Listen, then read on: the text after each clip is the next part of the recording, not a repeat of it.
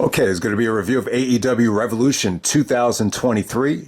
I thought it was an amazing pay-per-view. I think everyone could agree. I think this came off a lot better than expected. The main event, I think it's going to go down as an all-time great. I think it's definitely up there with Danielson's best performance ever. Maybe his most impressive performance. And MJF as well. I think he proved a lot of people wrong, and just a great all-around performance from Maxwell Jacob Friedman as well. So it just took you on such a ride. What a roller coaster that was, the main event, and everything was good. I just think because of the Iron Man match, it kind of forced Tony Khan and AEW to really kind of tighten up things, and no disrespect to anybody that didn't make it onto the show, but it just came off a lot better. It didn't feel like the crowd was exhausted. I think that was the main complaint with Revolution last year. By the time you got to, I think it was Moxley and Danielson, just a lot of the crowd was just burned because just too many quality matches right after another. But I think everything here just flowed really well. And one of the things you'll notice about this card was a lot of the younger talents went over, from the opening match until the main event. Pretty much every single match, you had the younger, homegrown talents go over. So that's one of the things I noticed about this card. You got Jericho and Christian back-to-back putting over the younger talents. All right, so we got Ricky Starks taking on Jericho to open up the show. And it's funny, man, like a lot of people, and from the comment section to my brother, thought possibly the MJF and Bryan Danielson could open up this show, and my brother only wanted to watch the Iron Man match, so we had to figure out exactly when it was gonna air so we could make plans to watch this thing. So that was a little bit of a pain in the ass, but I was really adamant that it should main event the show. I think if you're gonna do it at Grand Slam or Winter is Coming, it's cool to open up a Dynamite special with the title match just to make it feel a little bit different. But for a show like Revolution, especially in this arena, this state-of-the-art facility, home of the NBA champions, I think you need to have the championship go last. So, and it was the right decision. I don't think the main event suffered from a crowd reaction standpoint whatsoever. So, all right, Ricky Starks taking on Jericho to open up this thing. Pretty good match. I wouldn't say it was great, but, pretty much on the same level as the Seattle match from Dynamite. So Ricky goes over once again. You had a hot crowd. You had, Sammy Guevara attempt to come out, but Action Andretti just speared him out of nowhere. It was a pretty cool spot. I thought that really added a lot to the match. Probably the highlight here is Jericho countering the spear into the Codebreaker. It's funny, man. Jericho's been using the Codebreaker for a long ass time now. You almost forget that the Marufuji on the first Ring of Honor pay-per-view inspired Jericho to use a lot of Marufuji's moveset. So I thought that was a cool spot. I wouldn't say Jericho looked great here. It definitely feels like Jericho is just putting over maybe too much young talent, from the Action Andretti stuff to, 2 times to Ricky Starks. It's almost like, where does Jericho go from here? Is he putting over too much talent? But I got to say, man, the match is really good. The Walls of Jericho spot came off great. And then Ricky counters the Judas effect and beautifully sets up, with a lot of anticipation, the Rochambeau. And so I thought that came off good. So, solid way to open up the show. But I wouldn't say, Ricky Starks is pretty confident in the media scrum with Tony Khan that, he's going to get a title shot down the road against MJF, another rematch with MJF, or just going after some sort of championship. So, yeah, Ricky came off with a lot of confidence, and,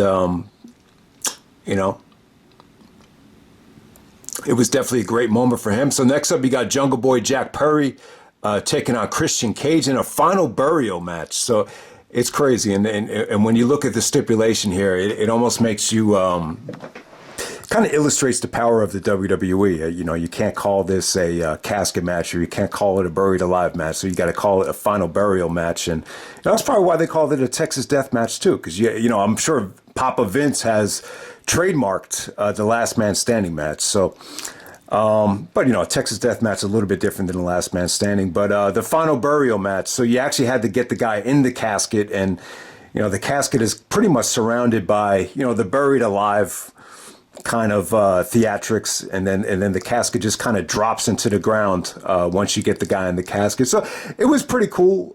They pretty much kept this away from the ring. Christian is wearing a black tank top. It kind of made him look like a prick. Jungle Boy's wrestling in jeans and boots, kind of a Shawn Michaels SummerSlam 2002 inspired ring attire. I thought it was good. You didn't see any interference from Luchasaurus.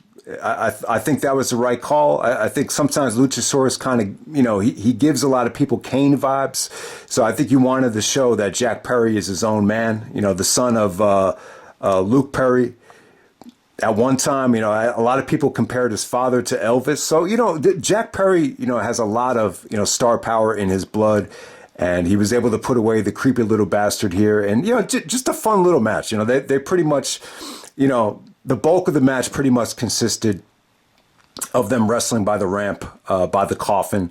And, there was some really, really good stuff with the shovel, some really vicious stuff, and really nice transition into a STF from Jack Perry to put Christian away here. So good stuff. It just feels like, you finally just needed to get this feud buried. And I thought the ending was really cool with Christian, decompressing in the casket. It was a cool ending right there. All right, next up you got the House of Black of Malachi Black, Brody King, and Buddy Matthews with Julia Hart taking on the Elite, Kenny Omega, Matt Jackson, and Nick Jackson. This theme that the Elite comes out with, I've never heard of that band. I believe the name of the band is called Kansas. Everybody loves that song. I think it's a great song, but I'm just not familiar with that band. Never really heard of them, but I'm surprised at how over the Elite song is right here. But yeah, this is for the Trios Championship. And yeah, I thought this was the right call. I think this was probably the most unpredictable match of the night, but you got the Trios Championships on the House of Black after, not a lot of build up here. I think that's one of the things that was criticized in the media scrum, that they could have done a better job of building this up. They just kind of kept it simple with, the Elite coming out and the lights just shutting off on them. And then you see the House of Black, really kind of like an Undertaker, inspired type of build. But yeah, I mean, God, it was pretty damn awesome. You got to see Kenny Omega and Malachi Black go at it pretty hard here. Brody King really made it a little bit of a tough matchup. Don Callis and Taz, we're talking on commentary, and Taz even brought up the point that Callis made, that Brody's size just made it such a difficult matchup for the Elite because they just had such a tough time, getting him off his feet and just moving him. So it just created a lot of lethargy in the ring. So it just kind of made it a tougher task there. But yeah, I still thought it was great. You had some great breakups here. Kenny Omega, I accidentally, hit Julia Hart with the V trigger, and he was like, oh, fuck it. So I thought that was cool. I mean, there was some really, really good maneuvering from the House of Black just to stay away from the one-winged angel. Buddy Matthews actually broke up the Meltzer driver. And, and then, they kind of, opened the door for Brody King to hit his finisher. What is he called? The Dante's Inferno. So I thought the ending came off great. I think everything here flowed well. Some people think it was a match of the night. I wouldn't go that far. I thought it was really good. It lived up to expectations. Just another quality match from the Elite. And you just haven't seen a lot of the House of the Black in recent months.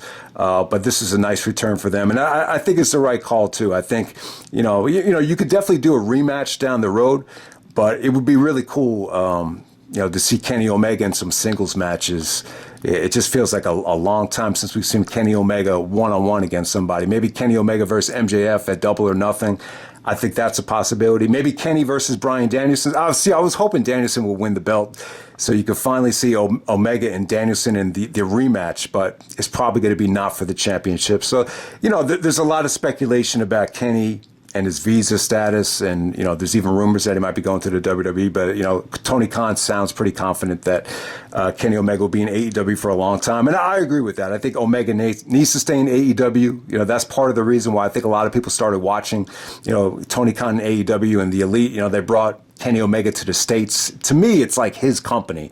And I just don't think I like to see him in WWE. But I'm not saying it'd be awful, but I just think a guy like Cody's a much better fit than a Kenny Omega in WWE. All right, next up we have the three-way women's match. We got Jamie Hayter with Dr. Britt Baker, kind of taking a back seat here. Jamie Hayter taking on Saraya with Toni Storm on her side. And then you got Ruby Soho, the Runaway, the Rebel. She totally redid her hair here. And just by looking at the hair, it was really, really cool. You know, she made herself look like more of a badass. She didn't come off like the tortured soul that she usually comes off as. So you could definitely see the heel turn coming for Ruby. I thought the match was pretty well laid out. You know, Saraya wasn't great here. She was more, bitching and moaning and, trash talking throughout the match. I thought Jamie Hayter by far looked like the best wrestler. But it flowed pretty well. Anytime Jamie and Ruby went at it, I thought it was solid stuff. Jamie actually gets a, kind of a variation of a backslide, almost like an Oklahoma roll into a backslide victory there. So, the match was pretty much forgettable. I wouldn't say it was bad. I think it was solid. But, what you're going to remember here is the aftermath. It looked like Ruby was going to join sides with Jamie and Britt. And then she kicks Jamie in the face and she takes down Britt Baker. So, yeah, it just seems like Britt Baker is really taking a back seat, almost like a cheerleader. And, maybe that's the way to go, maybe it's just temporary, maybe down the road, her and Jamie could, split, but that seems like a long ways away. And then, Ruby Soho turns heel and sides with Saraya and Toni Storm. Toni Storm almost, basically breaks a camera in the aftermath here. So, yeah, the aftermath was pretty emotional. I don't know. When I look at these three girls, nothing screams WWE to me. Maybe Saraya, Paige, she did that movie with The Rock and, obviously, she's very popular from the WWE, but I very rarely have Toni Storm and Ruby ever gotten a lot of WWE exposure other than like a Royal Rumble. So it doesn't come off to me like this is WWE versus AEW, but yeah, you get what they're trying to do. They're trying to, naturally you want to have the AEW girls as the baby faces and the WWE girls as the, the rebels. So it definitely makes sense. All right, next up we got Hangman Adam Page taking on Jon Moxley in the Texas Death Match. Oh boy, I thought it was incredible. This almost felt like a CZW, GCW style match in front of a mainstream audience. You got like 9,000 people out there, and the home of the NBA champions. So it was cool for them to wrestle, such a wild match in front of that type of environment. I think Moxley took a ton of pain here. Paige was great here, but it definitely felt like Moxley took the brunt of the brutality. I think the ending was incredible. I think you could definitely argue the ending is one of the best endings we've ever seen in an AEW ring. But yeah, Adam Page and Moxley, beat the hell out of each other. And it wasn't just all, weapons. There was some incredible lariats. There was a beautiful transition to the Death Rider from Moxley. And the stuff that they did with the brick, the barbed wire, the power bomb onto the two chairs with the barbed wire was crazy. The chain ending. God, I love that ending, man. It almost had a feeling like if Moxley didn't tap, he might have suffocated and just died. It's a pretty risky ending too, because you never know. Maybe Hangman pulls too hard on the chain and he just ends up. You never know, especially after the Benoit situation and Daniel Bryan, choking, Justin Roberts out with the tie, it's almost like a finish that, you got to be careful with, but I thought they pulled it off great.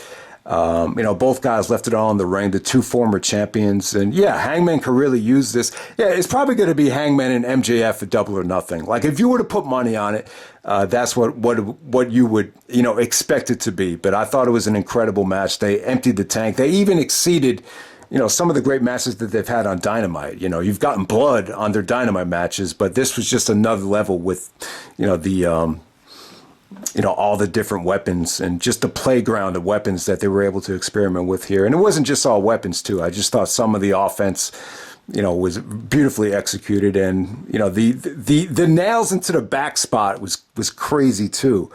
I don't remember where I heard this, but I could be wrong about this, but like when I was growing up, I remember someone saying, besides sex, the other way you can get AIDS is by digging your nails into someone's, body or back. And it just, when you think about it, it just makes no sense because technically the nails aren't really part of your body.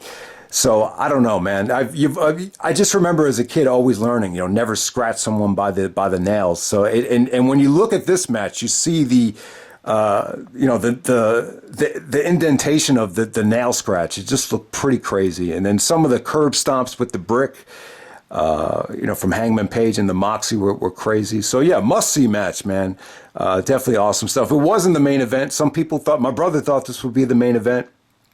I know a lot of other people thought maybe this should main event because it'd be tough to follow, but it was an incredible match. They did a great job. All right, next up we got Wardlow taking on Samoa Joe for the AEW TNT Championship, the Turner Network Television Championship.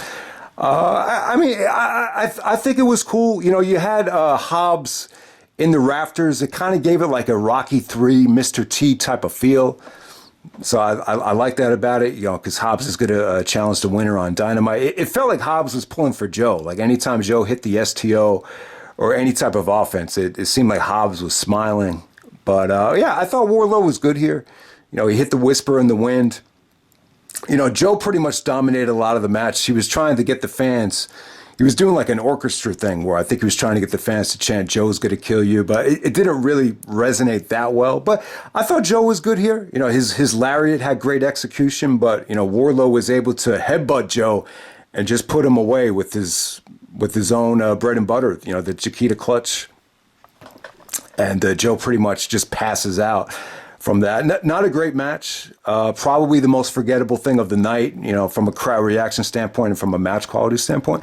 But, it was still pretty good. Wardlow's definitely lost momentum, since Double or Nothing, but he talked about that and he feels like he deserves a shot at MJF. So you got both guys as champion now. Maybe that's a future, Dynamite special main event. You could always go back to MJF and Wardlow, but I just don't see it as a pay-per-view quality main event. I just think there's too many other guys that can offer a lot more match quality, depth, and star power than Wardlow. But it was a good experience for Wardlow. I think he opened up to the fans about his father. I think the haircut will definitely do him justice. I think a lot of times in wrestling, when you see guys, make adjustments to their hair, whether it be Christian, CM Punk, obviously Stone Cold Steve Austin will be the perfect example. Sometimes their career takes off, and maybe Wardlow's haircut is a little bit outdated, for today's era. All right, next up we got the Guns defending the championships against the Acclaimed. Jay Lethal and Jeff Jarrett, the TNA boys. Orange Cassidy and Danhausen in the four-way tag team match for the AEW tag team titles. Yeah, I mean, this didn't happen before the match, but Max Caster said that Jeff Jarrett, I think it was on Dynamite, he said, "Getting no play like TNA lockdown." And he's making fun of Jarrett about the medication and everything. So I think the chemistry on the mic between Max and Jeff Jarrett has been awesome. I love that line about lockdown. It's funny how we use lockdown instead of Bound for Glory and Slammiversary. But I think that was the right call. It came off great. This was like the sports entertainment match of the night. I thought it was a lot of fun. I really thought Danhausen was able to show how good of a wrestler he was here. I thought he was good. Orange Cassidy and Jarrett had some good chemistry. The Gun Boys were pretty much the heels of the match, just kind of seeking their opportunity. I think anytime you put the Acclaimed out there, they're always going to get a great reaction. So I think this is a really nice spot for all these teams just to kind of soften things up, before the main event. And it was the perfect booking here. I think Tony Khan, his match order here and the flow of the pay-per-view, I think this is the best job he's ever done with actually structuring a show. But, who really stole the show here was the referee, Aubrey. She prevented Jarrett from using the guitar. She got some heat there, but there was some really, really good interactions between Jeff and Aubrey, and eventually Jay Lethal took the Golden Globe to almost get a victory there. But the Gun Club, the Guns, whatever you want to call them, they get the victory. Then you get FTR coming out, so maybe we'll get the Guns and FTR at Supercard of Honor. I don't know if that's. Yeah, probably not Supercard of Honor, but you'll probably get it down the road. So I didn't think this was great, but, from an entertainment standpoint, I just think the match is a lot of fun. I think you had a lot of different dynamics, a lot of different heel dynamics, and you had guys that were really over. So the match was a lot of fun. Okay, next we have the 60-minute Iron Man match for the AEW Championship. We got MJF defending the title against Bryan Danielson. So they go 1 hour, 5 minutes, and 20 seconds. And we end up getting sudden death overtime. Man, I don't even know where to start. But I got to say, man, the match took you on an emotional roller coaster. And yeah, I mean, it just reminded me of, how great these Iron Man matches can be, if you have it with the right two guys. And it's almost like WWE and just wrestling as a whole is almost been afraid to actually book, 60-minute Iron Man matches. I think we've seen more 60-minute draws with Danielson in the past, but never a 60-minute Iron Man match. But, what really stood out here, I guess we just haven't seen it in a long-ass time on pay-per-view. I think you got to go back to Bragging Rights 2009 for a 60-minute one. But, a far cry from the Austin Aries Roderick Strong match from Ring of Honor, where you couldn't see the clock, you couldn't see the score. It was the opposite here. You had the huge-ass Titantron with the beautiful Revolution logo, and you had MJF and Danielson on both sides, and you could see the big score by the Titantron area. And then obviously you had the clock, running down throughout this whole thing. So everybody can see it as, the clock was about to expire. So yeah, that's the most important thing. You need to illustrate how important it is to have that clock. And if you do it right, I think it definitely helps with the crowd reaction. But yeah, I just thought it was a tremendous performance. I thought you got a little bit of everything here. You got incredible heel work from MJF, some incredible trash talking from him. I think he was able to show, how good of a wrestler he can be. At the same time, he was able to show a lot of ruthlessness, a lot of aggression, a lot of desperation. I think the storytelling here was amazing. I think Danielson's cardio, and MJF too, their cardio was insane. There was one part of the match where Danielson is sprinting max effort, when he delivered the drop kick onto the outside. It was at the 30-minute mark where I'm just like, man, Danielson trained his ass off for this thing. Both guys did. MJF in the media scrum even talked about the diet and what time he woke up and the sauna, the weightlifting, and just the Stairmaster, everything he did to get ready for this match. And if you had told me, you're going to wrestle Bryan Danielson in a 1 hour Iron Man match, it's like the equivalent of saying, you're going to get the chance to go one-on-one with LeBron James in a 60-minute one-on-one game. Whoever scores the most points wins. And how could you not get motivated, for this type of situation? So that's why I was just like, man, this is such an opportunity. And the match just really, really delivered, man. All right, so my biggest problem with the match, and I'm going to try to cut it both ways. I'm going to give you, what I liked about it and what I disliked about just this one part of the match. All right, so the disqualification. So MJF was actually disqualified after he attacked Danielson with the low blow at 26:35.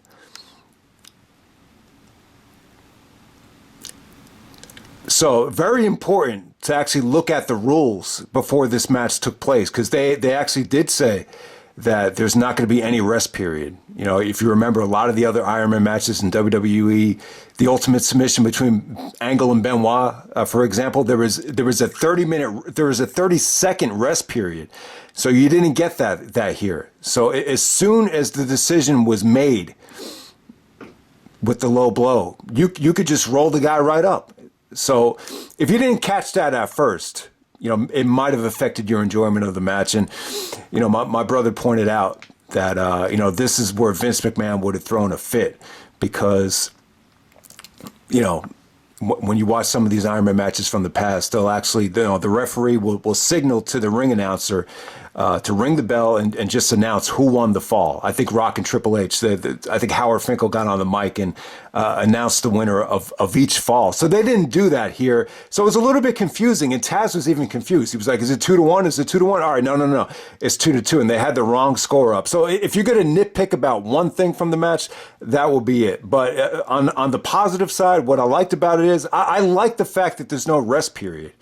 The fact that there was 30 seconds in that ultimate submission match between Angle and Benoit, that kills off like 3.5 minutes right there. So technically, it's not really an Iron Man match if you're giving the guys that much of a break in between falls. So in a way, I kind of like the fact that they went with this stipulation that, there's no rest period. So I just think maybe in the future, maybe you could do a better job of just not confusing the fans about, who won the actual fall or who got disqualified. All you really saw was Bryce Remsburg just say it's 1-1, or, it's one fall for MJF. But the whole thing was just a little bit confusing at the time, but it didn't take away from the match for me because I like that about the match, that there was no rest periods. But other than that, you had incredible drama here. Incredible selling from MJF with the bad knee. He did a moonsault and was selling the knee. Obviously, Danielson's shoulder, they had been building it up for months. That was incredible. Just so much stuff to go over. You even had some incredible high spots from MJF with the elbow through the table. The pile driver, through the table and then off the top rope was crazy. So man, there's just so much to like here.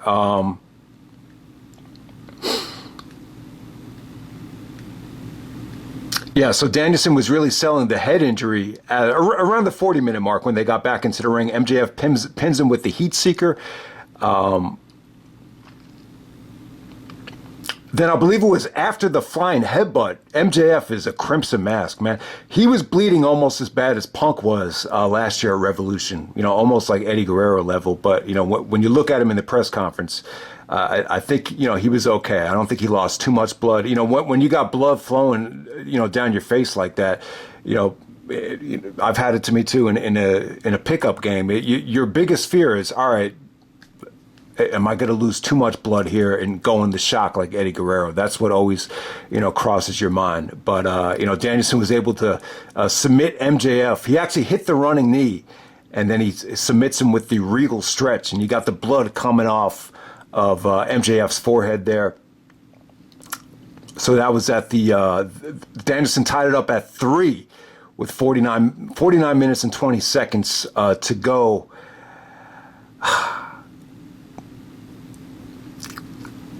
And then I'm trying to think here. All right, so right before the 60 minutes expired, trying to think of what the ending was there. Okay, so MJF was selling the bad leg, and Danielson got him into the Lance Storm, half crab. And MJF does not submit until after the bell. So yeah, that was a great ending right there. So MJF taps, but it was after the clock expired. So yeah, that was great drama there. There was also another amazing submission from MJF. MJF had Danielson in the armbar, and when Danielson almost got to the rope, he almost put him in like a bow and arrow submission.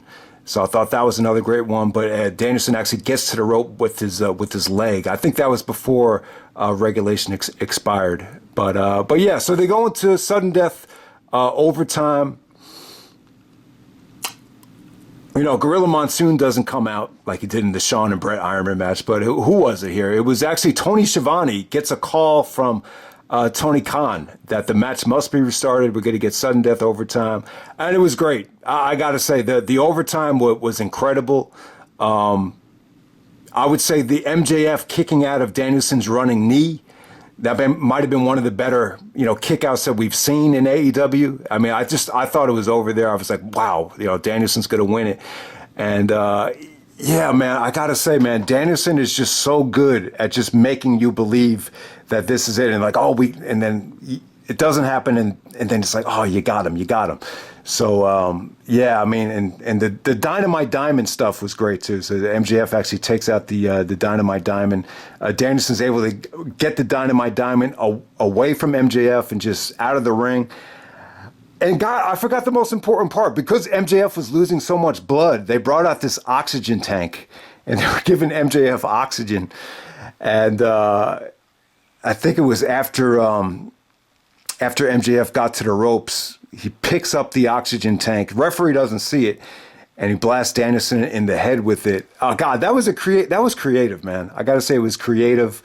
Because of the blood loss, you say to yourself, you never know. Maybe MJF did need oxygen, but the fact that they were able to incorporate that into the finish, and I got to say, man, the ending here. So Danielson actually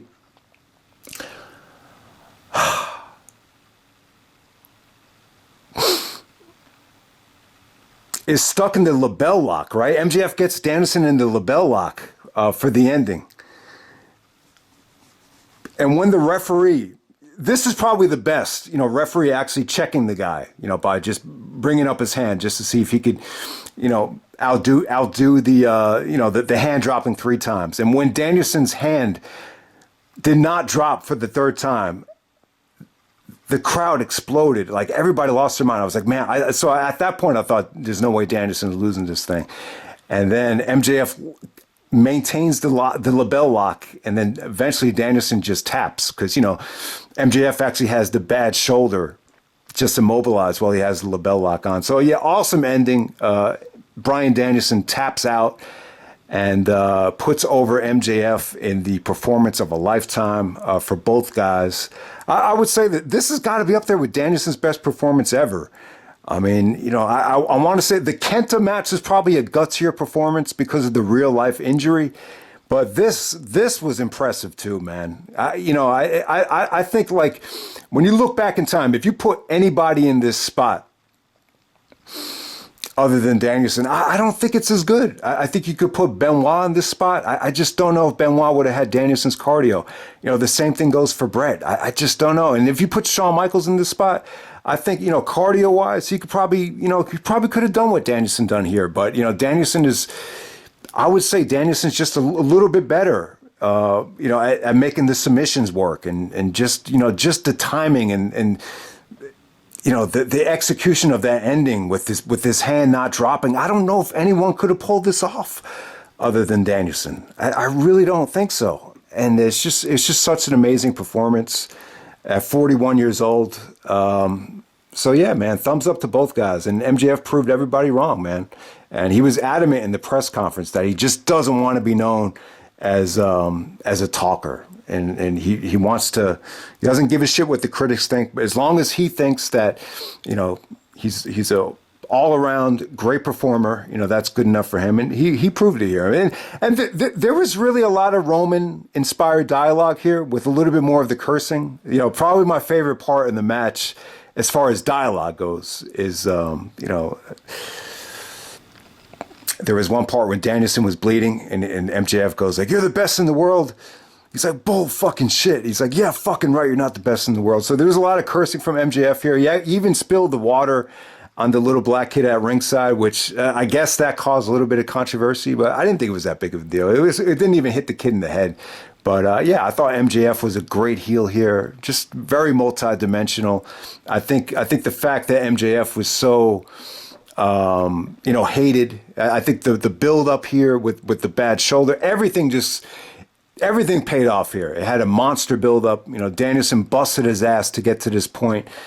Just a series of matches that Danielson had to get to this point. MJF not really wrestling a lot on television, but all the things he did behind the scenes to get himself ready, all the hard work paid off. It was an incredible Iron Man match. And it's up there with one of the best Iron Man matches of all time, one of the best matches that Danielson and MJF has ever done. I would say it's definitely worthy of a 5-star rating, man. I could go on and on about it. The problem with the review right here is there is just so much to talk about that it's hard to break everything down. That's the great thing about these Iron Man matches. They just take you on such a fucking adventure, and it was just so, I loved it, man. I don't necessarily think matches need to be long to be good. But when you do the right build-up, you have the right 2 guys, you tell the right story, a 60-minute Iron Man match, wow. It's just like, how come you don't get more of these? But maybe that's why this works so well. We just haven't seen one in such a long friggin' time. But yeah, and you had the great dynamic here. So I don't know if anyone could have pulled this off other than Danielson, but at the same time, man, MJF, proved his worth tonight. No doubt about it. And yeah, I mean, yeah, there has been times where MJF has been underwhelming in the past. CM Punk, everybody from CM Punk to myself to even people in the comment section have compared MJF to The Miz. And, some of his matches weren't great. I didn't think the Moxley matches were that great. The one at Full Gear wasn't bad. You definitely saw the improvement from MJF, but there's been other times in the past where I think MJF has underdelivered, but there's been other times where he has over-delivered, and but I think he's at the point right now where he passed the test. There's no bigger obstacle, there's no bigger challenge than going out there and wrestling, Bryan Danielson in a 60-minute Ironman match, and I think he passed the test with flying colors. So that's pretty much all I could say about it. Incredible match. I think it's going to be talked about for years to come. I'm just glad I was alive to see it, man. So hope everyone enjoys it.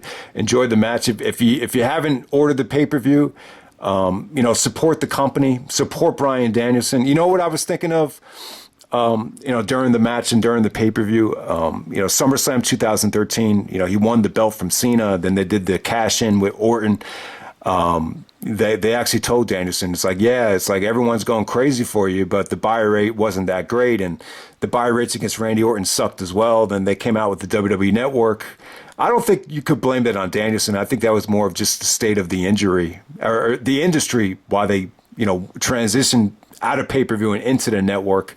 But yeah, it just kind of made me think, it's just support Bryan Danielson, support great wrestling, support this great company. So I know money is really tough to come by nowadays with inflation, and we're in the post-COVID era.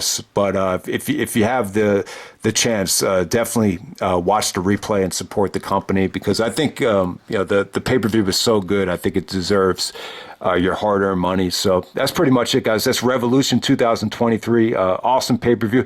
It's tough to give this a score. I don't know what score to give it. I would definitely say it was a much better crowd than last year's Revolution. But I think Revolution last year, it probably gave you more quality one-on-one depth.